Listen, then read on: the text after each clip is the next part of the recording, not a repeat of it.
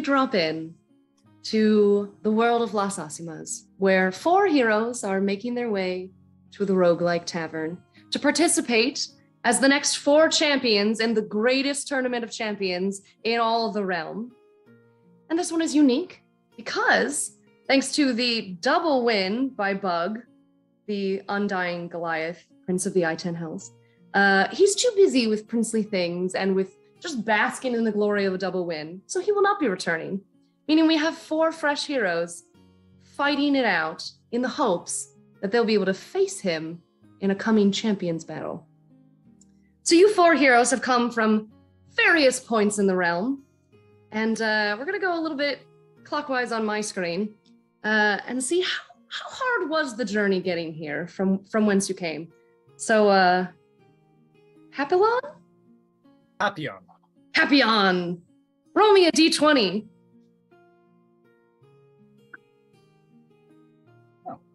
11. Ooh, not too bad, especially considering how far away you were coming from. Being that you were coming from a rival kingdom, so a little bit southeast of Las Asimas, a magical place, a fantastical place reigned over by a rat king. Not the rat king who competed in the tournament, but a different rat king. King Michael. I don't know. So your journey here was of moderate difficulty, which makes perfect sense. You came from so far. Were you coming on foot? Do you have traveling companions, a caravan? No, my luck never works out that way. It is definitely a long trek by myself. A lone trek in the heating blaze of summer. That's a pretty far way to come. No. Again, a rabbit, but luck is never on my side. Despite having your own rabbit's feet? Well, sometimes. Shift now and then, you know. Fair enough. So, along the way, 11's pretty low. Something in your possession either lost or damaged. What do you think that might be? A rat. Something in my possession that gets lost or damaged? Mm-hmm. I'm hoping it's not. I'm hoping it's not the one magic item that I have. No, not the one magic item. Right. Something flavor. I'm letting you pick this. Something could be important to you. Could be just you lost your supplies. Well, backstory is a bit dark. So, yes, there was definitely something there.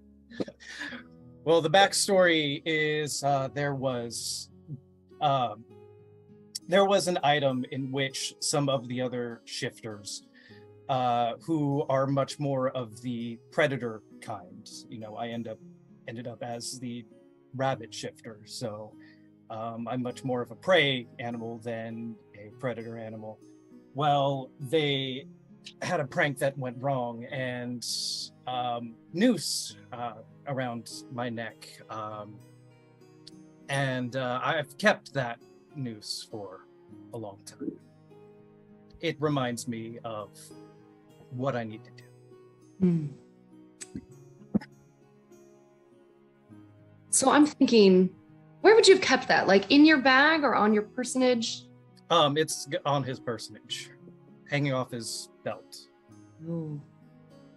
So I think just, you know, probably at least a couple of days worth of travel in the heat and the sun. And I assume you've had this on your belt for a long time. And I'm just kind of thinking, you just reach to touch it, like you kind of do every once in a while, just to remind yourself that it's there and think about it. And while you're walking, it's almost a meditative thing. And just at some point you reach and you realize that the leather strap just cracked and broke open, and you don't know how long ago, but it's not there anymore. Try to backtrack and look for it. You just feel it. Oh, of course this would happen. Let's go back a little bit to see if I can find it. Hopefully it wasn't too far. But with my luck, it's probably long gone. Roll some investigation. See if you can find it. Investigation.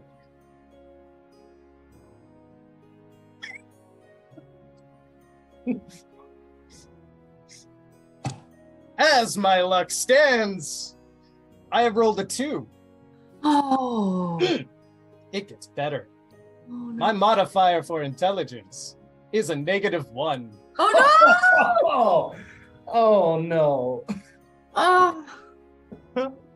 Oh gosh. So you walk back probably about an hour's worth or more, because you're hell-bent on trying to find it, and you just can't. And while you're looking for it, somehow you just don't even you lose your way from the road altogether. You think like, oh, maybe it was where I camped out last night. Where was that? And you kind of just lose the path. And so it adds like another day and a half worth of travel to get you to the roguelike. So it is unfortunately just really not an easy journey for you. 11 wasn't gonna be great, but then losing that rope, that noose. This is perfect. It just weighs on you. So by the time you arrive, you are just laden with sweat, bedraggled, tired, hungry, anxious, and you're just full of anxiety. Like you've lost this thing, but you still got to go to this tournament. And if you go to this tournament, maybe it will stop weighing on you how much, just that kind of like buildup of anxiety, just full of it. So that's the mood in which you arrive. We've now swapped orders. So on my screen, but we'll continue to go in the order it was gonna. Sorry about that. Hey, no worries. Jan. Okay, am I rolling a d20? Yeah, just straight up. Okay. 19. All right. I mean, it makes sense. You literally live in the area in which the bar is. It would have been kind of wild if it had been difficult for you to get there. So I'm kind of assuming you just show up the day of. I mean, I assume you live close by. Maybe you're in literal walking distance of the bar, not I've had to trek for days on end distance of the bar. You arrive easy, wake up refreshed. You're due to arrive at about noon on the day of the fight. So you're there maybe even a little early, seated in one of the bar tables. Just the bartender who's opening has got you a water and is refreshing you, waiting for everybody else to arrive. Do you live locally on your own with other people? I just have like a small little place, I'm just saving up. I'm trying to open up my own pie shop, like I just like want to bring something back to the community, give people the pies that they want, like it's just, I'm just trying to live frugally and finish my apprenticeship and maybe like do a little profit sharing with my community, like have a cool place for the kids to like hang out and have something to eat after school. But I can't, I just to like, I just got like a bachelor studio. I'm just hanging out, man. It's cool. Amazing. So for you, is participation in this tournament a way to kind of build your notoriety? So once you do open this pie shop, people will have more of a reason to come? I mean, that would be cool. Like maybe if like, that could be helpful in the future, but like, I'm really just trying to, bring some of that glory back to my place. There's, we got all these rich people trying to buy up all the land and then, buying all the property, and they won't even live there. And then they rent it out for like 10 times more than what they paid for it. And it's really destroying the community. So I'm just trying to bring some of the glory back and make sure that people in my community are getting a piece of the pie, so to speak. Amazing. Absolutely amazing. I'm here for the puns always, but also even more the very true message. Brilliant. So if you're sitting chilling at the bar, because again, your journey was easy and light, is there anything you'd like other than water that the bartender can bring you, or are you just happy to chill and hydrate? I always like a nice local brew of some kind. I like chemistry, but a lot of baking is just chemistry after all. Well, that's fair.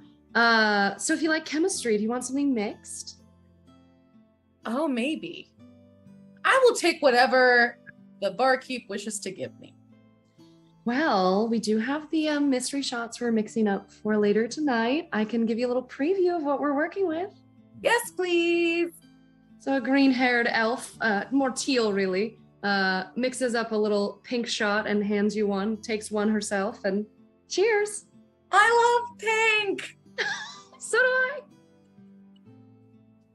Oh, that's delicious. Tastes like pink lemonade and sparkling. Oh, that's, it's great for when the day star is too hot like the way it is right now. It is, I do like to say, start your day off right with alcohol. Yes, I say that too. You know that old saying that Horace says. Real common saying that everyone says. It's yeah. Bumper stickers and everything. Old so-and-so always saying it. Old Best to start your day with alcohol. So you have a delightful, 15 minutes or so hanging out just with everybody's favorite. Well, I won't say everybody's favorite because we love all of the bartenders there, but one of everybody's favorites. You chat it up, you have some shots. You're maybe a little boozy, but not too much as you wait for the others to arrive. Of those of us here, last but certainly not least, Horace, coming in Hello. from more of the northeast area. Yes, closer to the Natar Mountains than anything else, really, and more south, and it's southeast. Yeah, it's East, but it's south of the east part. right. Yeah, I'm not good with directions. Let's be fair. Roll me a d20. All right. That's a 5. Oh dear. That's a 5. What inspired you to want to participate in the Rumble? Well, it's interesting because we actually, in the place that I'm from, we have a small kind of fight club that we have a little bit of a gladiator kind of thing going on down that way. And we heard about the Roguelike Rumble, and they actually sent me as an emissary of our fighting ring to come see kind of what was going on here. So your last fight before they send you out, like they'd already chosen you, and it's just like, I don't know, the I'll say Friday or Saturday, whenever you guys usually get your thing together. Yeah. Saturday before, it's just, one last little rumble in the jungle, or I guess that's not really so much a jungle up your way. It's kind of a forest, so close. Fisticuffs in the forest. Yes, that's what it's called. Yeah, you're gathered in, the woods behind your friend Jimmy's house or whatever. That's it. Yeah. Having just a go at it. And everybody's already elected you. You're usually the one who wins. Like they're like, Horace is the one. Oh yeah, it's gotta be Horace. So as far as you're concerned, this is a little showman's battle, like a little get me warmed up for the real one. And on your third fight of the night, you just get cold cocked, just knocked right out. And the mark that it leaves on your face is deep and dark. And maybe you was wearing a little ring at the time too, so you got a little cut going with it. It's just nasty. And it's a little bit embarrassing, frankly. Because now you got this, and you're like, oh yeah, I'm gonna be great, guys. I promise. I won't let us down. And they're like, should we still let him go? Like, can you? How many fingers am I holding up? You good? At least one. Yeah, I'll be all right. it's fine, right? All right, it's fine. It's just it's a flesh wound. That's nothing. It's nothing. You can get that fixed up by then, right? It should be fine. Can somebody do a thing? So that's the tone at which you set off, because you're not from all that far away. It's maybe a day's journey, depending on how you're going. Walking, riding, caravan. What's your? I'm a walker. I just walk myself there. Fair enough. But you gotta walk with pride, man. No, I walk with pride. you're walking with a little bit of embarrassment. Right on the way out, you got it socked right to you. And furthermore, so 5 is real rough. Likewise, while you're on the journey, what's something other than your pride that you might have lost along the way? Well, I do have a favorite token that I took from a battle that I've been in. That just kind of, I set it on my hip as a good luck charm. and clearly I needed it, and didn't work out very well. So what was that? It is actually, funnily enough, a horn from another Minotaur. Oh, Yeah. brutal. Yeah, it was something that the fight was one of the best fights I've ever had, and afterwards, we were both beaten to hell, and he lost part of his horn and said, "You won, my friend. That is yours. Take it and carry it with you." So, Is it much of the horn, or is it like you broke the tip off? well, I've actually made a bit of a drinking horn out of it. Oh no. And so it's my lucky drinking horn. So here's what I'm thinking. It's not that you lost it. It's that while you were on the road, at some point, you sat on it. Like you're taking your whatever, and you just kind of like, you think you put it over there, but you didn't, and you just full on crunch it. It's a big crack right down it, to the point where that's not going to hold drink anymore. I love that thing. That was my favorite cup. Stupid. Sitting on my own cup. So Right. you continue to take it with you, and it's just now broken and sad, or would you just? Yes, I'll keep it. It's still a nice thing that I have. Do you pick up the shards, or you just? Yeah, just pick up the shards and put them in a little leather bag like this one. I carry it with me. So eventually, also just dying in the heat, because I gotta imagine with all that fur, you're That's very hot. yeah, maybe swatting away some flies with your tail. Minotaurs have tails. Yes. Minotaurs have tails. I Check Minotaur anatomy real quick. I have one at the very least. Maybe not all of them. Maybe you choose to get rid of it. And teach their own. Sure, that's a punk thing. People get tail piercings or tail removal. So you arrive, bedraggled with sweat, sad, despondent, with your cracked horn still on the hip and the bits and pieces that fell off it in your bag. And I would say the two of you, Papillon and Horace, you probably arrive right about the same time, having been walking for this event. And it's drawing on noon, so it is hot. I don't know if you want to fight over who walks in first, but otherwise. So Horace actually, so he sees Papillon kind of coming up at the door at the same time, and he looks at him and he goes, he walks over to the door, just holds it open. After you, friend. And Oh, hey man, thanks. I was actually gonna open the door for you. You look like you have had a day. You doing all right? It's been a rough one. Yeah. Been a rough couple of days, actually. Yeah, your eye doesn't look good, man. Let me buy you a drink. That would be You have no. no. I see I guess I can just drink it out of a regular. Yeah, you know what? That's fine. It's okay to drink out of a regular cup. I don't know if your people are cool with that, but like my people were cool with that. Oh yeah, no, it's fine. It's just more of a sentimental, more of a sadness thing that I'm dealing with. I feel that. So Yeah. a regular. Come on, man. Let's go and have a drink. All right, that sounds good. So yeah, and I think you misheard me say Papillon, but let's say you've opened the door because you saw them approaching, and then Papillon, are you coming in behind? yeah, I've listened to everything.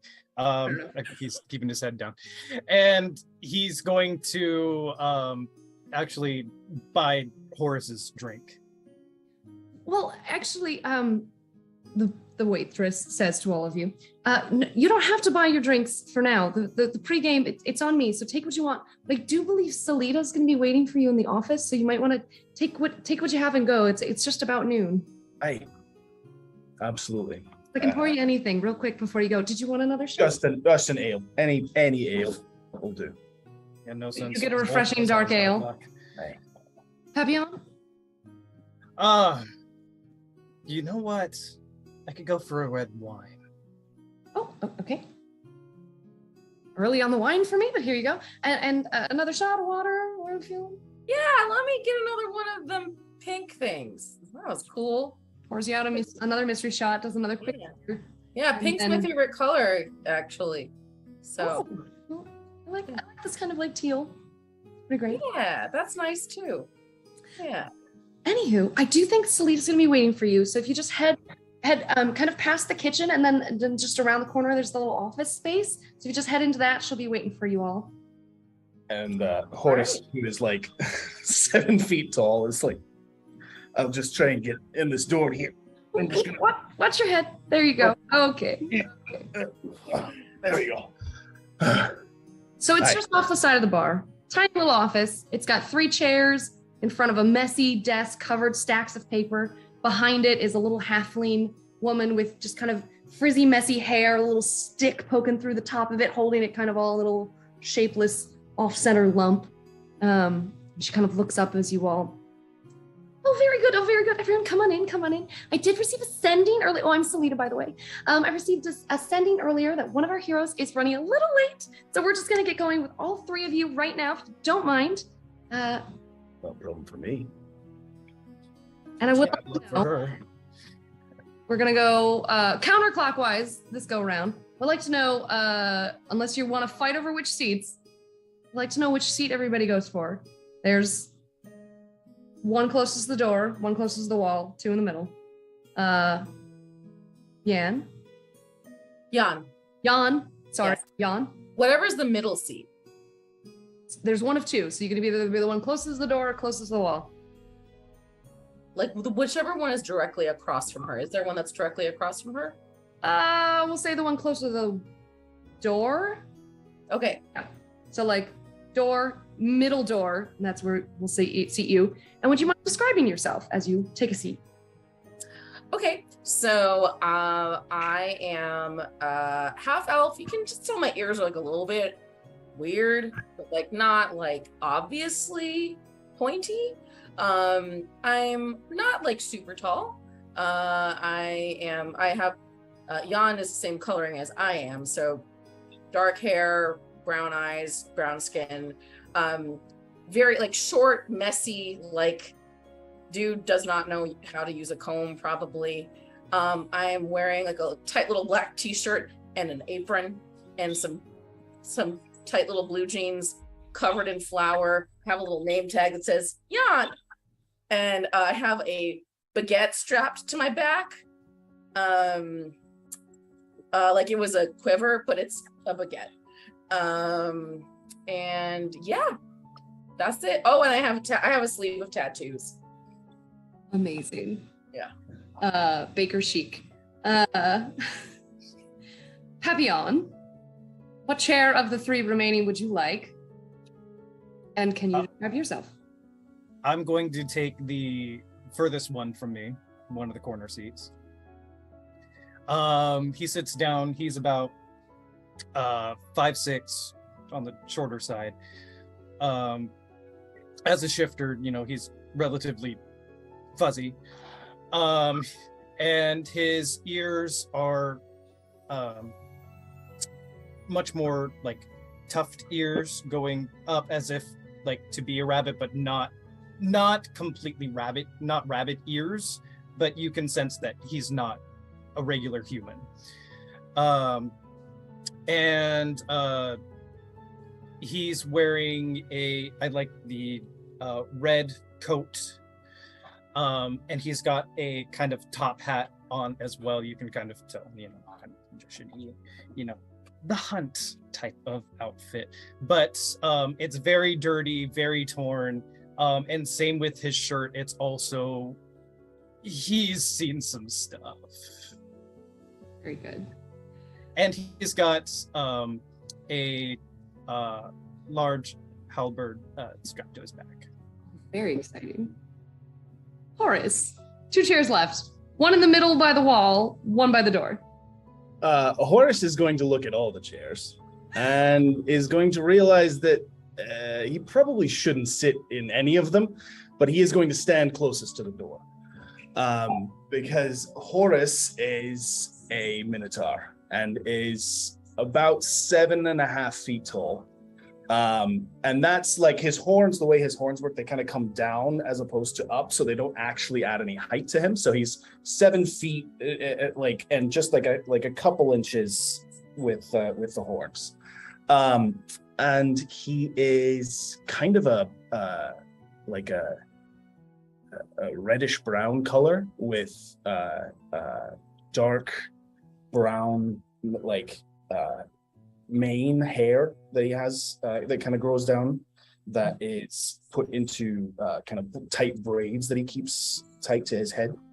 And he is wearing just kind of a tunic and his regular pants, and he's just a normal guy. He got a belt, and you do notice though that he has a cloak that he is wearing, and his hands are wrapped in bandages, much like you would see like a boxer.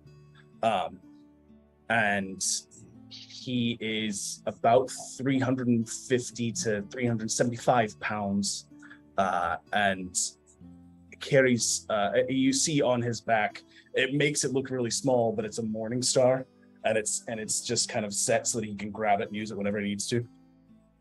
Fantastic. Salita sees your hesitancy to sit down and goes, "Oh, don't worry, I got that." And she whips the little stick out of her bun and waves it over to the chair closest to the door, which instantly balloons and enlarges to be more accommodating to someone of your size. That is much appreciated. Not many places are made for people my size. Oh, no, of course. We do want all of our champions to be comfortable. Well, not champions yet, fighter. We do want you all to be comfortable as you are waiting your turn in the ring. So I do just want to go over a few of the little legalities. First of all, of course, you will be recorded. And she just launches into this huge speech. And she goes over the contract, and she reminds you that the battle is going to be recorded. You'll have an area in which to take a long rest before the fight. You will be fed, you will be hydrated, you have green rooms waiting for you down below. During the fight, all the sponsorships things. Basically, the magical equivalent of what we did before this call. And the contract also includes, of course, the death clause, wherein all 3 of you will be required to die in the ring. But don't worry, we have our finest clerics and paladins waiting on hand to instantly revive you the minute the battle is finished. So never fear. Nothing in the Rumble is permanent except, the win or lose. that can't be undone. You win or you lose. It is what it is. Are we clear? Are we good? Everyone feel comfortable? Great. Away. She'll pass you contracts and pens and This is more formal than I'm used to, but well, we do like to be real clear about expectations here. Much appreciated. And then once those are signed, so she'll another little flurry of her wand and they'll whip themselves into a filing cabinet. If you all don't mind, we'll just stand up and I'm going to lead you down to our warm-up room where we can do a little skills demonstration. All right. All right, this way. And she just hustles out of the room, back through the bar to the opposite side where there is kind of just a blank slate of the wall. Would any of you have watched the tournament before or come in person? I was thinking maybe Jan, since you're a local. Yeah, I think I may have. I did not actually see the last one, but I think that Jan would have, and yeah. I will try to figure out. Is there a way to find? I was gonna say, do we have past recordings? Yeah, they're all on YouTube. Nice. Okay. They might have just expired off Twitch because it's that 2-week thing, but they're all on YouTube. By the way, audience at home, you can still go watch them all. Yeah, there you go. Little plug. Yeah. Jan would have come at least to the last one. Yeah, so the general shape of it, you would know where this entryway is. But she just gives them a little tap of her wand, and an opening in the wall appears magically.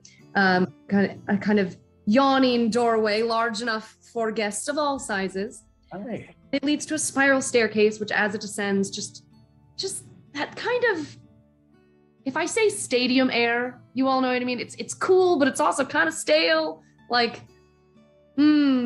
centuries and hot dog crust in the corner. Smells blood and sweat. Horace immediately perks up. He's like, that's a familiar smell. I like this. She leads you down this hallway. If you're familiar with the Rumble at all, you'll know that the spiral you're doing is going not only below the bar, but wider than, because you're approaching the stadium, which is much vaster and larger than the bar itself. But on the way, she leads you to another little just side doorway, which is usually locked and unavailable to guests making their way down to the battle. But she opens it up, and before you is just a white padded room. Kind of style. Not psychiatric ward style, like workout style. You know, mats, padded walls, big fans, circular magical fans. And as she welcomes and ushers you all in, she says, I do know one of our contestants has an appointment, so we're going to start with Jan.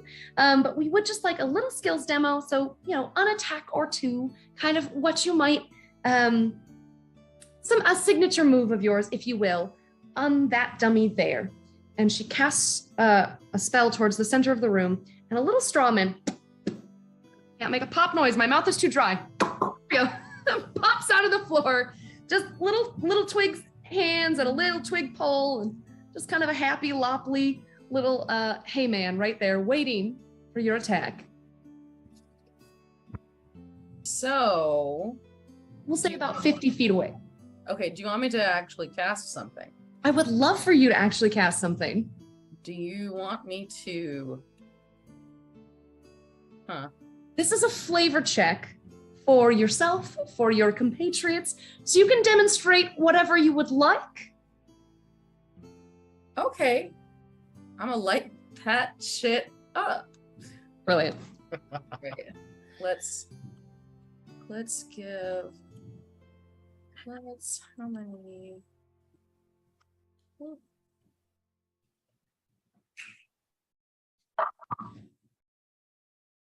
Okay. Let's give that 15 points of fire damage. I mean, roll to attack first, and then we'll see.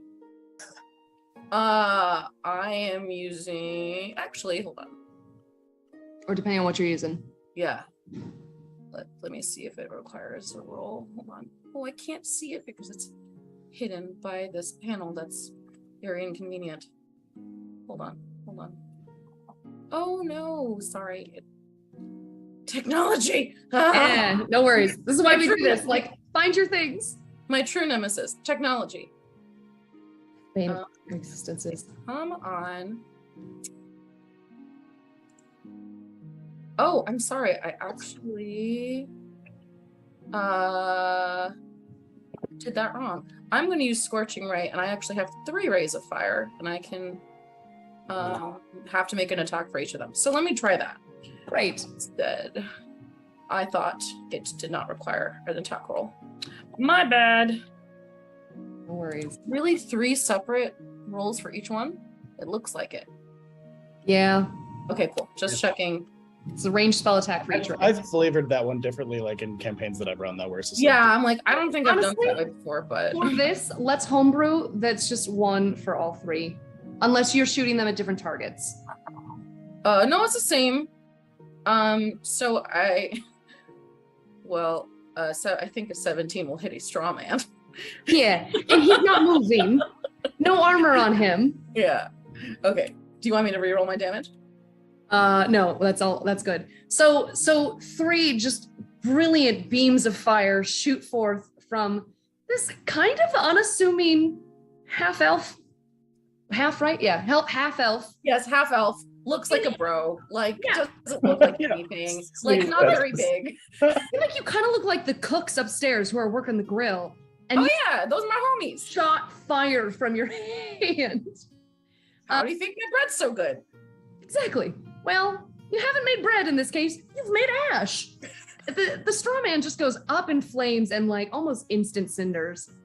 It's made of straw and wood. Like, he's designed to burn, and burn he does. And Salita, just tiny little halfling, just, oh, very good. Oh, that's what, impressive, delightful. Whatever point you need to dip away, I did show you your green room on the way. You can go when you need. But please do try to stay, see as much of your competitors as you can. Who wants next go? And she just waves her little wand, and another straw man pops up into place. Horace is like, I'll go ahead for it. And you see him just kind of get set. He pulls the Morning Star off his back and he looks at it, puts it down on the ground. And then he goes down like he's going to go running. And then he goes 30 feet really quick with his movement and then dashes 20 feet and hits the straw man with a goring rush, which is a Minotaur trait. Great. Does that need a roll? Yes, it does. It does. It's a melee attack with my horns. All right. That is a 19 plus, actually, it's a 27. Dash towards the straw man, and I imagine you're trying to hit just both square in the chest. Yeah, just both. So he just hits it straight on. Oh, and you not only go through it and spear him, but you knock it over, like clean off its little springboard, and you go charging almost all the way towards the other end of the room. Luckily, it's long enough that you can like slow yourself down before you get there. But you turn. And so what is a little flavor? He kind of gets to the end there, and he just puts his hand on the wall. Just perfect stuff. He drops it, shakes the straw out of his hair, stretches, heads back over. I'm thinking you got to do like a full fling. Like you took this it's like you on the horn, so you just I still with my hat. So there, exactly that. Wait. Flick him off your horns like an ain't no thing. Like that. Stunning, impressive. Selena fans herself a little bit, like, ooh, exciting. Ooh, we like this. Ooh, how fun. Well, let me just get him back in the center. She flicks her wand and sets him right back dead center. Last but not least. So Papillon goes, he sets his bag down on the ground and he pulls out an item from the bag. It's wrapped up because he hasn't been wearing this at all. And I'm just going to reveal it because Papillon has he's not smart, so he really doesn't have any tactics. So he's just grumbling the entire time, and he opens this up, and I put on the butcher's bib that he has. So it's just this blood-stained butcher's apron that is constantly dripping blood. And as he's putting it on, he tells everybody, "You might want to stand back." Lead it up. I can't believe I have. Horace, or just seeing the blood is like, hey. I can't believe I have to prove myself after walking this entire way and having lost the thing that was valuable to me. I hate this. And then the wild magic starts surging around him. He starts laughing maniacally as he enters rage. And this being, so wild magic starts coursing around him. My first thing is I have to roll a d8 to see what happens. That is exactly why. So as he's laughing maniacally and holding his halberd, a flump appears in front of him. And you said the straw man is about 50 feet away? Yeah. Great. So he dashes over to the straw man. He gets 45 feet, which this is just his running speed, his walking speed. And then with the halberd, he brings that on down to the straw man.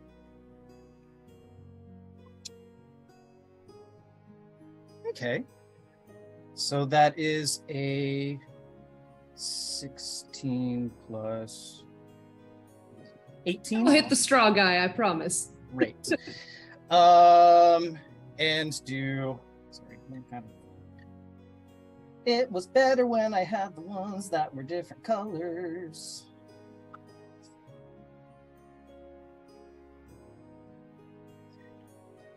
But Butcher's Bib. That's right. Oh yeah. That's what, reroll damage? Yeah. Oh, cool. Sick. Okay. And so that is a 6, 8. He slashes him once, just for about 10 damage. And then, because extra attack, he rolls again. And Butcher's Bib allows me to crit on a slashing weapon on a 19 or a 20. So he crits on the second one. Amazing. So picturing, you take a good slash shoulder to hip on the first one, almost cleaving it in twain to begin with. Second one, you want to go back the same direction or just go to behead him? He's just going to spin in a circle. Right. So beautiful circle, split it in twain. You've basically crisscross applesauced this straw man. As the bits are falling, do you have or do you want a third attack?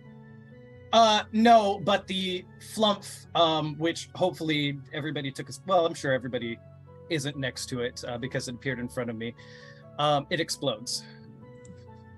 Well, okay, it did appear in front of you before you ran, did it not?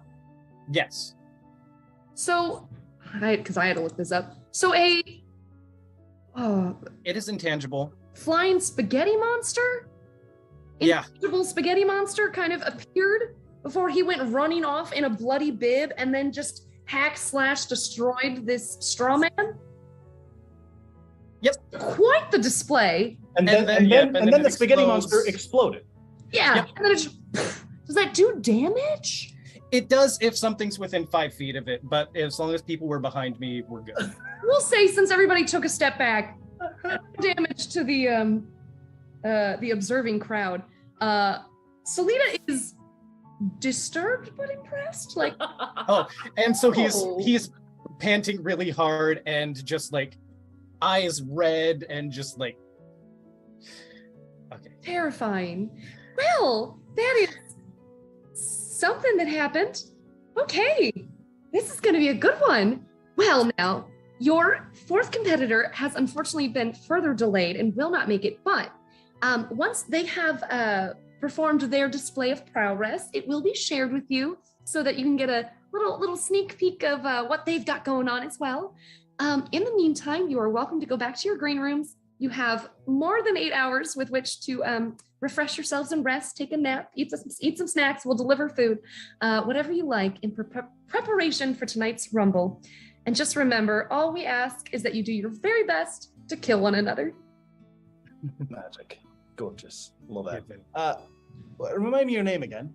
Oh, I'm Salida, but of course, the mistress of the mayhem herself, Lady Destiny, will be with you once the battle begins. Salida, can you do something about this? It's really starting. Healing not my specialty, but I will send a cleric to you. Cheers. We do like everyone to go in just their fit and finest.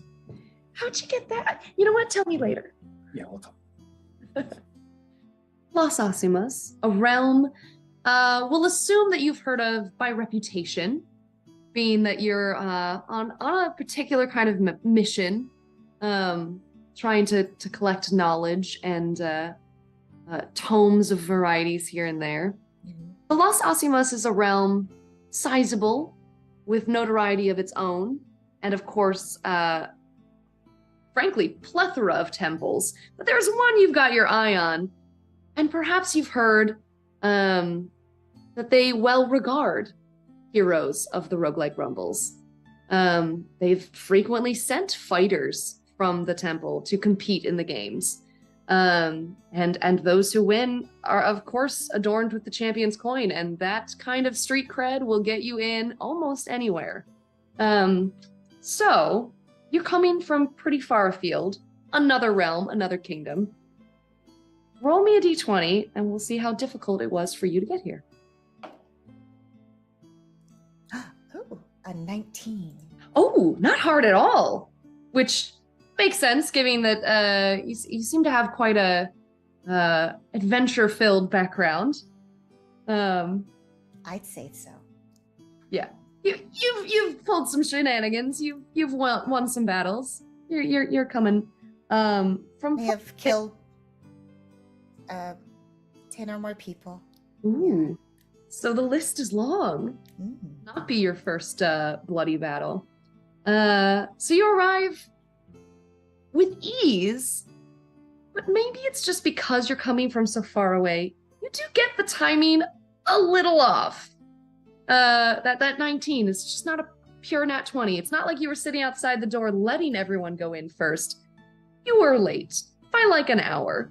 So by the time you arrive at the bar, yeah, you enter and there's a bartender behind the bar. She's got like teal blue hair, and she's kind of, cleaning things, getting things prepped, and she says, "Oh, hey, you must be the fourth hero. I'm sorry, what was your name again?" Oh, Zenfine. Oh, But you can call me Zen. I know sometimes people with pronunciation, depending on where you reside, it can be a little bit confusing. Zen, that's easier. you got it, Zen. I think, And also too, Zen's gonna win. Right? Yeah. that's awesome, actually. Yeah, no, that's great. I think Salida has already kind of walked everybody else down to the kind of like training room and their green rooms. But if you just want to go wait for her in her office, I'm sure she'll be right back up, and then she can do the whole thing with you. And what was her name again? Salida, she's going to be kind of Salida.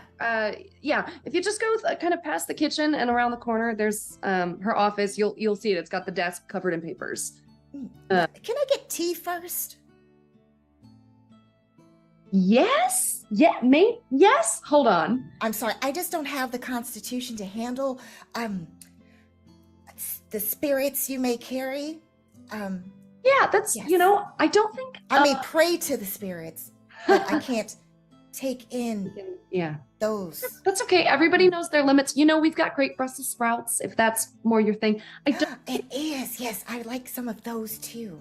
You got it. I will get some from the kitchen and see if they can boil water as well. I think I personally have a tea bag. We don't otherwise do tea. I'll bring here. You know what? Come with me. And she'll kind of come up from behind the bar and lead you down a little hallway. And it's small, it's tight quarters, but there is, there's a kitchen that you can see, a cook is starting to heat up the oils and get the grill going and all the good stuff. And then there's just to the side a little office. Pretty plain, but kind of cluttered, and desk is just messy and covered with papers. And there are 4 chairs facing the desk as well as one behind it. And she'll just say, "Okay, this is for you. I'm Rachel if you need anything. But I'll be back with the tea and the Brussels sprouts." Thank you very much. So as she leaves, there are 4 seats, and it's like a personality quiz. Which of the 4 seats facing the desk would you like to sit in? There's one closest to the door, one closest to the wall, 2 in the middle. Describe what's inside of General office. There's general like office. a desk covered in papers, a little chair behind it, a couple of file folders. There's What's closest to the desk? the 4 chairs facing it, and the file folders. It's pretty tight. It's like cubicle style office. Okay, so it's all close to the desk. It's all close. Okay. Then wherever basically positioning, if there's a set, you said there was a stack of papers? Papers all throughout and over the desk. Okay. Probably taking the one that's furthest to the right then. Okay, so closest to the wall. Mm-hmm. Okay. So you sit yourself in the corner. Do you do anything while you're waiting? You have, we'll say, a few minutes. Yes. She's going to try to just lackadaisically, like looking at she wants to look at the paperwork. So she wants to just sift through, kind of just gliding her hands ever so cleverly. Yeah, go ahead and roll an investigation. All right, let's see. Okay, so that's a 13. Okay. You're not getting a whole lot of information from it, but mostly you can see is it's primarily what looks like legal contracts, and it's a mix. That's not well organized. Legal contracts and what looks like headshots and resumes. So you know the Roguelike Rumbles by reputation, but since you're from another realm, probably you've never seen it. Yeah, no. So you wouldn't really recognize any of these people, but it would be a variety, people of all races, all classes, all ages, no children, obviously. I think even with the 13, combined with the contracts, you probably get the idea that this is either potential heroes and or other heroes who have actively fought in the Rumbles before. So this is Got it. for work. And as you're kind of gently rifling through, you can hear a little bustling behind you, and arrives in the doorway a kind of disheveled-looking halfling woman with frizzy, fluffy hair piled up on top of her head. There's a little stick sticking through a bun that's just messily clumped up at the top. And she goes, "Oh, hello. Oh, you've arrived. Well done. Well, we were wondering where you were. I did get a sending. Told me you were running late. I don't know if that came from you or just, we have, of course, our own messengers keeping an eye on where everybody is. That definitely didn't come from me. I really apologize.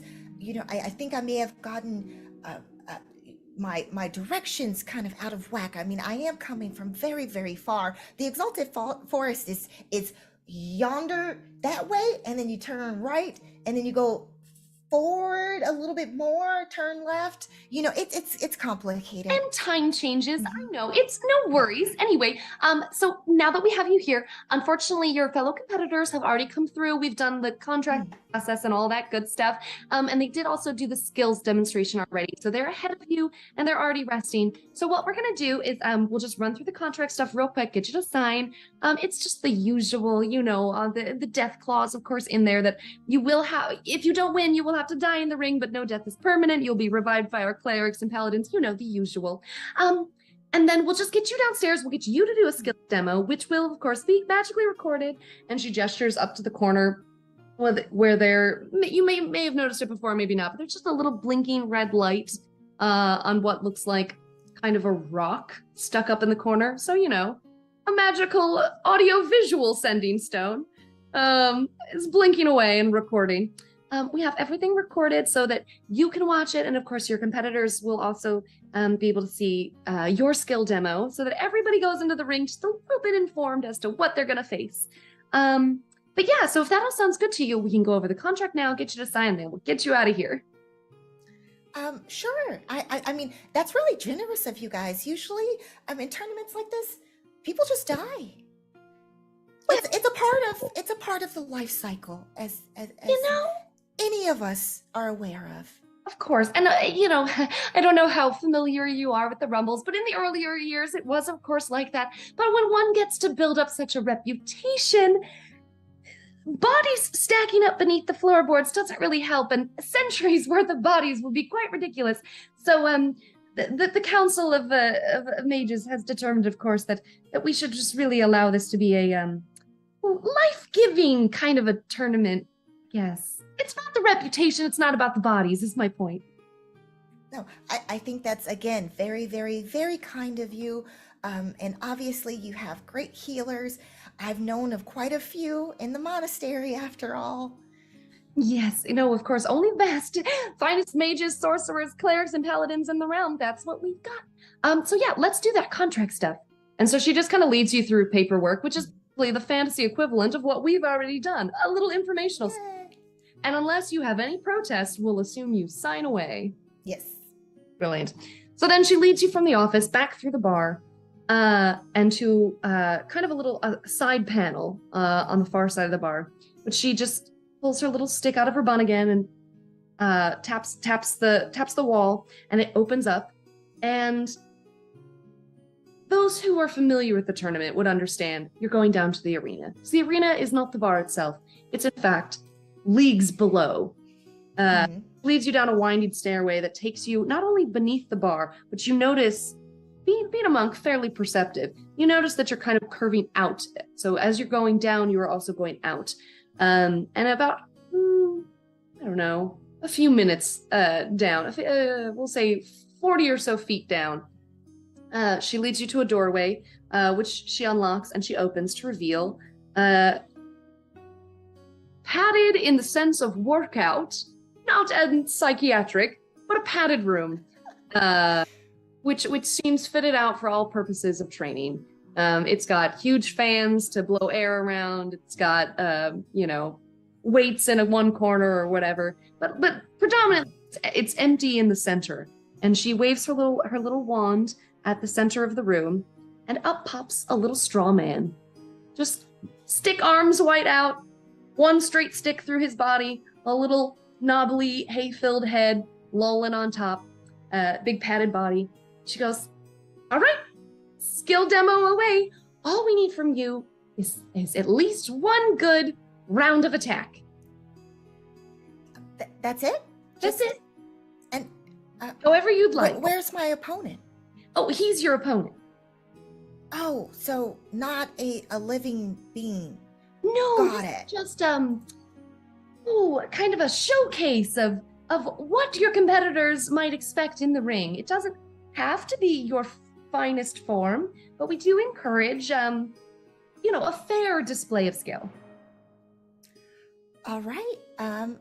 Well, I'll give it a shot. And basically, in that moment, it's like almost like she takes her glasses off slowly, and she puts them away in the pouch at her side, and she stands up for a moment, and you see where she kind of closes her eyes. She kind of does this motion of kind of just calming herself, almost as if she's, again, getting zen. She's getting centered. She kind of enters somewhat of a horse stance, and she switches to more of a lunge position, and she starts kind of rocking back and forth in like a swaying motion. And as she does that, in a blink of an eye, she flashes forward. So she uses her full movement to first strike. In that moment of moving forward, she will have at the same time removed her staff from her back to strike at the center of this little straw man. And then she's going to also do flurry of blows on this thing as well. Amazing. All right, so that first round I think went pretty good. We got the first one is 25, and then the other one is 18 to hit. That'll do it. So you're going for straight through the middle or kind of a more diagonal strike? So basically, she's going to the middle. She goes overhead with the staff. So it's like middle to the head. So it's to the body, straight over the head, straight to the basically where the neck would be. Yeah. Yes. So you hear a good solid crack as you, with your staff, just pound through the center padding and just smash the center pole on this poor little straw guy. He didn't know what was coming. And then with your second strike, you go right to where the neck would be, which is in fact the joint of where the horizontal stick meets the vertical one. And you smack those apart as well. And in splinters and flurry of hay, this poor little guy starts flying apart. Is there any finisher move you would like to put on him?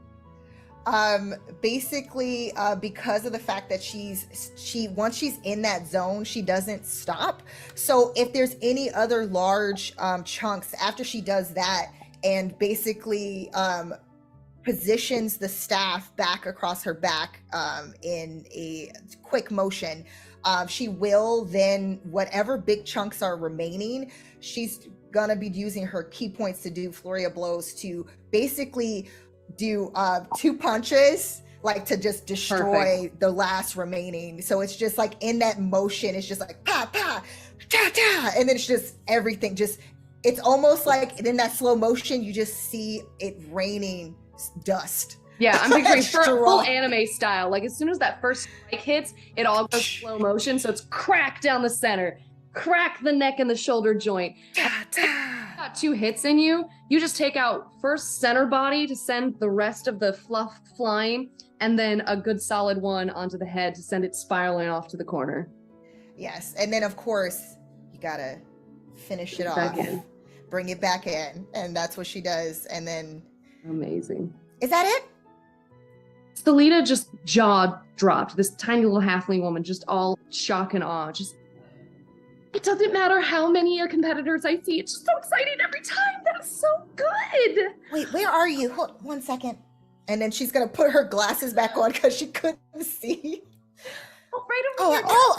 Sorry. I'm like, just imagine she was looking in the total opposite direction. Like if there was another, like a stick or something that was on this other side, she was looking that way and addressing. So she like one of those padded football things that you guys, like charge into to practice. Exactly. Whatever those guys are. Yeah, and you can see as you put your glasses on, you can see she's actually picking hay out of her hair as you sent it flying so far across the room. That was just wonderful, and I'm so excited to see the four of you compete. It's going to be such an exciting battle. You should have seen, and well, you will see. You'll see what your competitors did, and they'll see this, and they're going to be. Oh, that's so exciting. I hope to make some friends, at least before I have to kill them. You might. Yeah. Yeah. Temporarily, though, right? Because you guys revived them, unlike every other tournament I've participated in. But that's true. Well, there will be about an hour and a half before the battle where you'll be able to mix and meet your sponsors, because of course you will have sponsors in the crowd, and we want everybody to get familiar. And I'm not allowed to take any money or anything like that. No. The coin, the little, the pin is fine. Yeah. But... No. Not. I mean, there is technically a monetary reward for the battle as well. If you win and you want that, don't. I would donate. Yeah, definitely. Because as a monk, we don't take anything. People mainly give us the hospitality. They feed us because of the fact that we do good deeds for them while we're there. I mean, that's just good manners, right? Well, of course. I meant more sponsors for the battles, so that the ones supplying you health potions and items and the like. Well, that's different. That's the equivalent of like someone giving you food. Exactly. Which, speaking of, if you're ready, unless there was more you wanted to demonstrate, but I think that's great. I can get you to your green room. You can have a meal, have a good long rest before the fight tonight, and be ready to go. That's fantastic. I think there's Brussels sprouts waiting for me and some tea. I don't know what blend, but I'm totally down to try whatever is your regional tea. Well, you've got it. Let's get you there. And so she'll bustle you out of the room, take you to a little side chamber where you are able to rest, recuperate. Brussels sprouts will be brought to you. Tea, whatever it is Rachel had in her bag. I'll message her on Instagram because that's really one of the bartenders. Be like, what tea should you be carrying? And here you will have a full long rest before the battle will begin. Yay!